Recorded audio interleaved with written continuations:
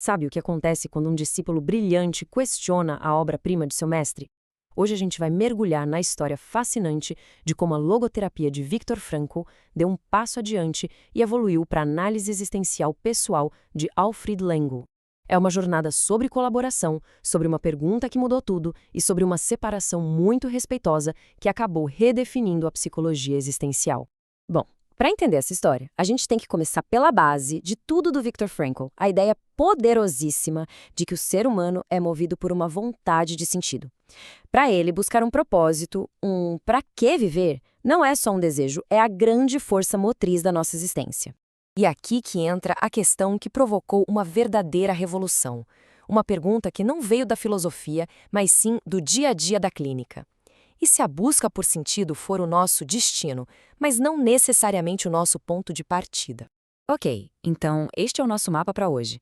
A gente começa com uma parceria entre mestre e discípulo em Viena, depois vamos direto para a pergunta que gerou a mudança, os 4 pilares que nasceram como resposta, a separação de 1991 e, para fechar, um comparativo bem direto entre as duas abordagens. Nossa história começa em Viena. É lá que Alfred Lengel, um jovem médico e psicólogo, inicia uma colaboração muito intensa com seu mestre, o próprio Viktor Frankl. O objetivo? Expandir e sistematizar o alcance da logoterapia. Vamos nos situar no tempo. A parceria começa em 1983. Já em 85, eles fundam a GLE, um passo gigantesco para institucionalizar o trabalho. Mas como a gente pode ver, em 1991, essa colaboração superprodutiva chega num ponto de virada que leva ao fim da parceria. Afinal, o que aconteceu nesse meio tempo?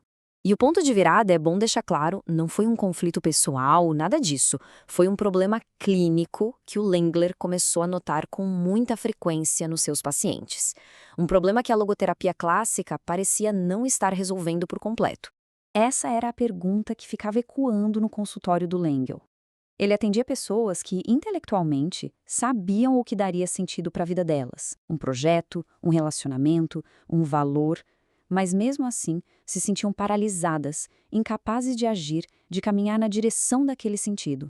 Essa frase, tão simples e tão forte, resume perfeitamente o bloqueio. Não era a falta de entender o sentido, mas sim uma paralisia afetiva, um abismo entre o saber e o sentir, entre a vontade e a capacidade de realizar. Era um problema que pedia uma nova perspectiva. Então, aqui está o pulo do gato. Frankl focava na nodinâmica, que é basicamente a dinâmica da dimensão espiritual da pessoa. Mas o Lengel percebeu uma coisa. Para essa dimensão florescer, era preciso primeiro cuidar da psicodinâmica, ou seja, do nosso terreno emocional.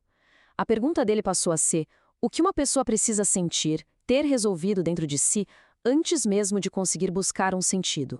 A resposta do Lengel para esse dilema clínico não foi só uma pequena correção, um ajuste. Foi uma expansão teórica monumental. Ele deu à análise existencial uma estrutura psicoterapêutica completa e independente. E essa imagem dos pilares ilustra a solução de uma forma brilhante. Lengler propôs que uma existência plena se sustenta em 4 pilares. Se um deles está fraco, toda a estrutura balança. Esses são os alicerces da vida, de verdade. Vamos passar por cada um deles. O primeiro, a base de tudo, é poder ser no mundo. Ou seja, eu tenho segurança, espaço e apoio para existir. O segundo é sobre relação, gostar de viver. Eu sinto o valor da vida, tenho relações que me nutrem. O terceiro é sobre identidade, permitir-se ser si mesmo. Eu tenho o direito de ser autêntico? E só então, com essa base bem sólida, a gente chega no 4º pilar, encontrar o sentido.